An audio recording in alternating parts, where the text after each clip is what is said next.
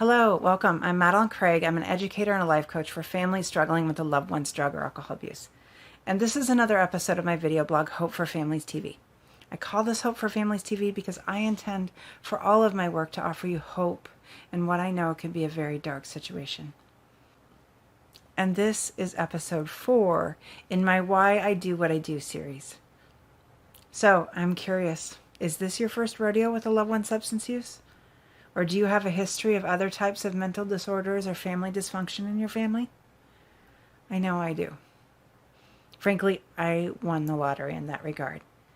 And I know that some kind of history of dysfunction is present in a lot of other families too. And that leads me to reason number 4, why I do what I do.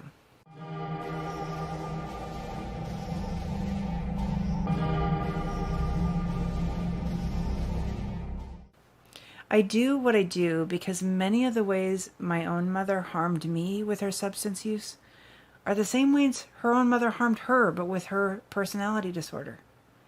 In other words, substance abuse problems and other types of family dysfunction tend to create generational cycles that perpetuate the dysfunction in one form or another, whether it is substance abuse, other compulsive behaviors, personality disorders, depression, bipolar disorder, or any other kind of mental disorder.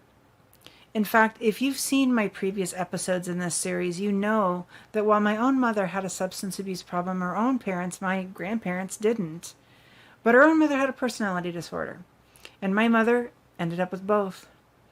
And then I ended up with severe complex PTSD, ADHD, eating issues, and depression.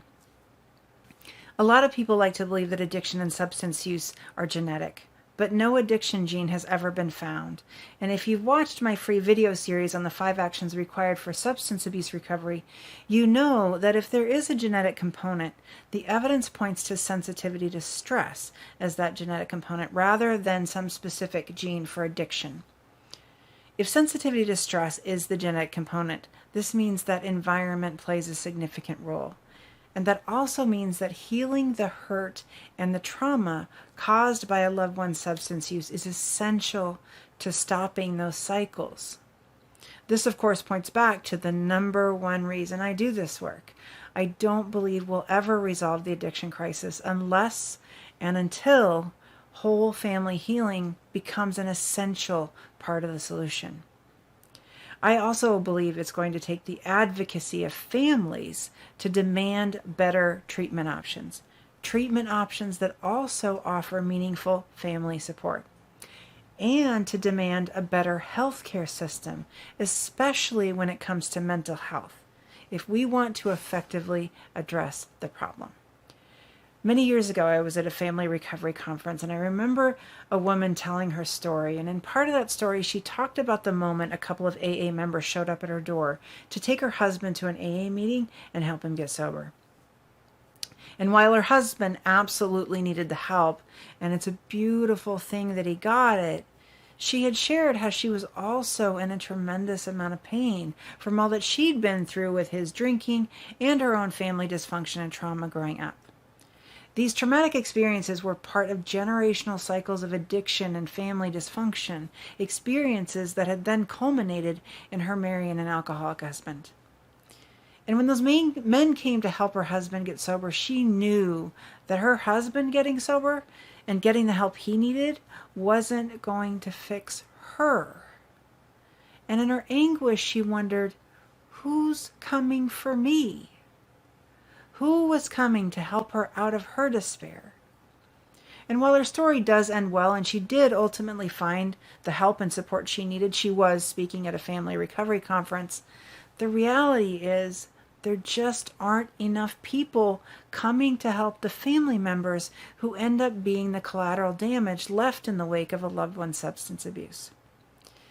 The most conservative estimate shows that a person's substance abuse profoundly affects at least 4 other people. So the number of family members affected is at least 4 times greater than the number of people with a substance abuse problem. And yet the percentage of family members who get the help they need is only a tiny fraction of the percentage of people with a substance abuse problem who get the help they need. With stats like that, we will never get ahead of the problem. So the fourth reason I do what I do is because I want to change those numbers. I hope this episode has been helpful.